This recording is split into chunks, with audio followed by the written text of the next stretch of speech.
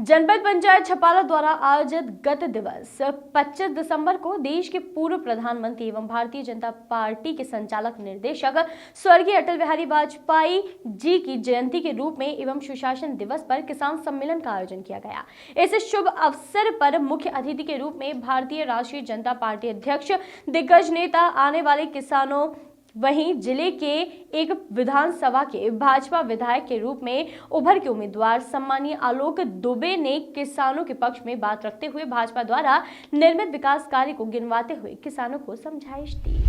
सिवनी में आयोजित कार्यक्रम में मुख्य अतिथि के रूप में मौजूद आलोक दुबे ने भाजपा सरकार की उपलब्धियों को बताया। आलोक दुबे ने इस मौके पर केंद्र सरकार के कृषि सुधार बिलों के विषय में जानकारी देते हुए बताया कि प्रधानमंत्री मोदी की मंशा किसान को उसकी उपज का सही मूल्य दिलवाना है। आलोक दुबे की सक्रियता और क्षेत्र में लोगों की पकड़ को देखते हुए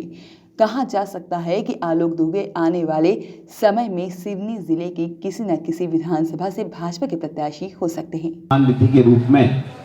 जो 9 करोड़ किसानों को लगभग 18,000 करोड़ की राशि वितरित की गई,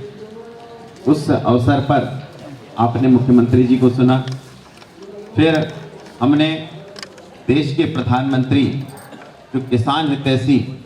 और कहीं ना कहीं किसानों की आय किस प्रकार दुगनी हो, इस भाव किसान, उन्होंने जिस प्रकार की जो योजनाएं लगातार जो 2014 के बाद से लगातार हम केंद्र सरकार के रूप में स्थापित हैं और जो योजनाएं किसान हित में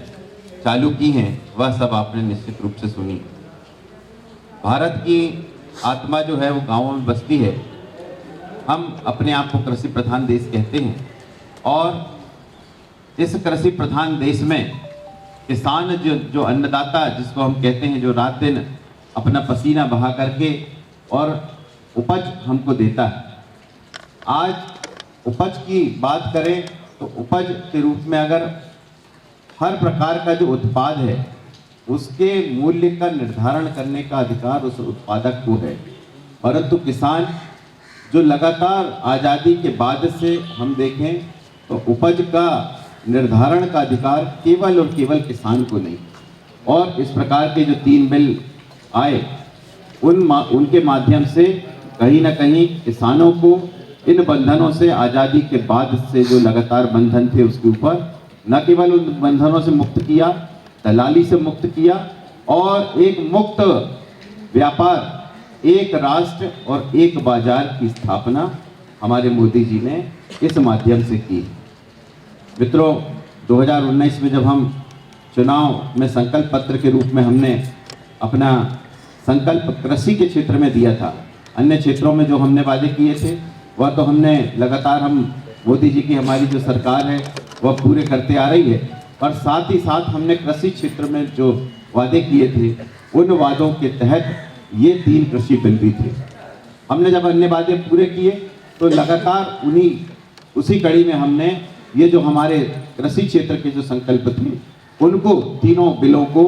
इस विधेयक के रूप में हमने लाया और तीनों बिलों की आपने चर्चा निश्चित रूप से सुनी है कि किस प्रकार से किसान हितैषी ये बिल, किस प्रकार से मंडी से हमको मुक्ति मिली है। हम मंडी में भी बेच सकते हैं अपनी उपज और बाहर भी बेच सकते हैं। केवल बाहर ही नहीं बल्कि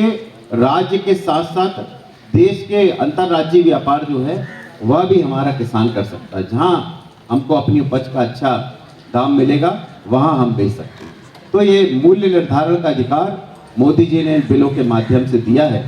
तो दूसरा बिल जो आता है कॉन्ट्रैक्ट फार्मिंग का, आपने वह भी निश्चित रूप से मोदी जी ने बड़े विस्तार से उसकी चर्चा आपके बीच में की। तीसरा जो आवश्यक वस्तु भंडारण का जो नियम है वह भी आपने सुना कि किस प्रकार से हम अपने वेयर हाउस और या भंडारण किस प्रकार से कर सकते हैं। जो भंडारण के संबंध में जो पुराने नियम थे, कहीं ना कहीं उत्पादन उस समय पे कम हुआ करता था। उस समय ये नियम हुआ करते थे कि हम भंडारण एक निश्चित मात्रा में ही कर पाते थे, उसके अधिकार भी कुछ लोगों को ही प्राप्त थे, पर यह अधिकार किसानों को इस रूप में उन्होंने ईसी एक्ट के तहत दिया और इन 3 एक्टों के साथ ही उन्होंने किसानों को निश्चित रूप से सारे बंधनों से न केवल मुक्त किया, दलाली से मुक्त किया। मंडी में बहुत सारे ऐसे उत्पाद थे जिसमें 1% से लेकर के 10% तक कहीं ना कहीं टैक्स लगता था। अब आपको इस सब से कहीं ना कहीं मुक्ति मिली है। साथ ही साथ मोदी जी की जितनी नीतियां हैं, जैसा उन्होंने अभी आपको इस रूप में गिनाया, चाहे सॉयल हेल्थ कार्ड की हम बात करें, प्रधानमंत्री किसान सम्मान निधि की बात करें, जिसमें पिछले समय में लगभग 10 करोड़ परिवारों को 93,000 करोड़ रुपए वितरित किए गए थे, और अभी वर्तमान में जो लगभग 18,000 करोड़ रुपए 9 करोड़ परिवारों को वितरित किए गए हैं। इसी प्रकार से अगर बहुत सारे कृषि सुधारों की हम बात करें, चाहे कृषि बजट को लेकर के बात करें, 2013-14 के पहले कृषि बजट की अगर हम बात करते हैं 100, 200, 500 करोड़ में ये निपट जाता था, और लगातार इसको बढ़ाते हुए, इसमें वृद्धि करते हुए उन्होंने, अगर हम 2019-20 के बजट की बात करें तो वो 12,000 करोड़ था, और इस बार का जो कृषि बजट उन्होंने दिया है 2020-21 का, वो 1,34,000 करोड़ का कृषि बजट दिया है। साथ ही साथ इसी प्रकार के अन्य सुधारों की बात करें, कृषक रेलवे योजना, ये भी अपने आप में एक महत्वपूर्ण योजना है, जो कहीं ना कहीं कृषकों को उपज के साथ साथ कहीं ना कहीं इस भाव से, केसीसी योजना की बात करें, आज सुशासन दिवस है, इसलिए सुशासन दिवस पे हमने बहुत सारे कहीं ना कहीं अटल जी को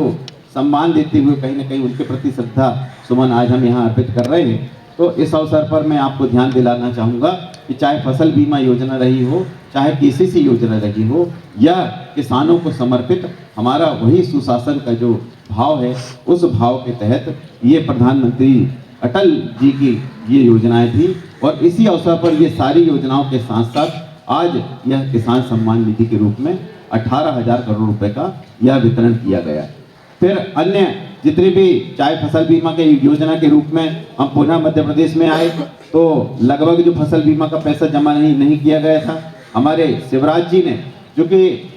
लगभग इस प्रकार से ही माने जाते हैं कि किसानों के मामा के रूप में ही जाने जाते हैं, उन्होंने आते ही सरकार में कोरोना काल में भी उन्होंने 2,200 करोड़ रुपए जमा किया, और 2,100 करोड़ रुपए उसकी बदौलत हमारे किसानों के खाते में डले। फिर उन्होंने जैसा वादा किया था उस समय पे कि लगभग हम सितंबर-अक्टूबर माह में इसका पैसा जो 3,000 करोड़ रुपए फसल बीमा की एक और किस्त है वह हमें जमा करनी है, उन्होंने वह भी जमा की, और लगभग 460 करोड़ रुपए इस रूप में हम सबको, किसानों को फसल बीमा के रूप में प्राप्त हुआ। अन्य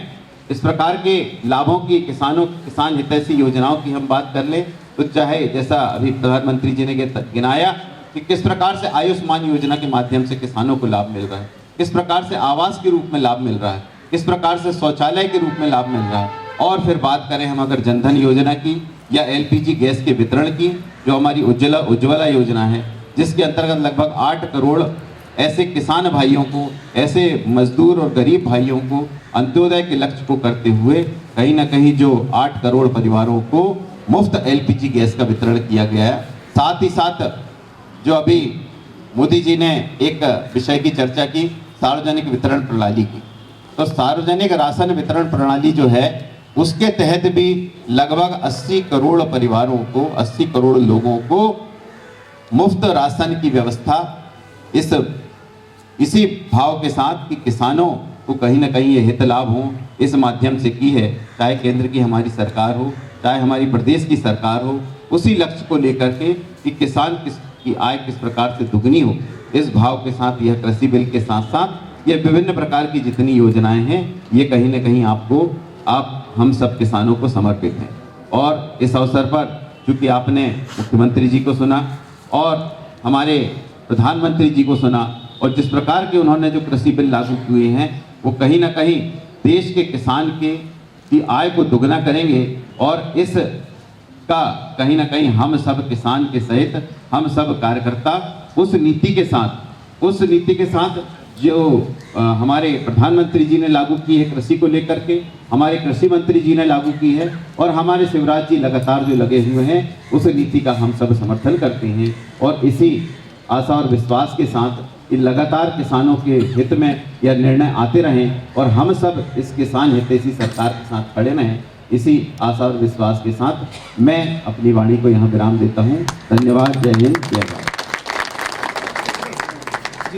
वॉइस ऑफ राइट्स के लिए सिवनी से राजेश शिवहरे की रिपोर्ट।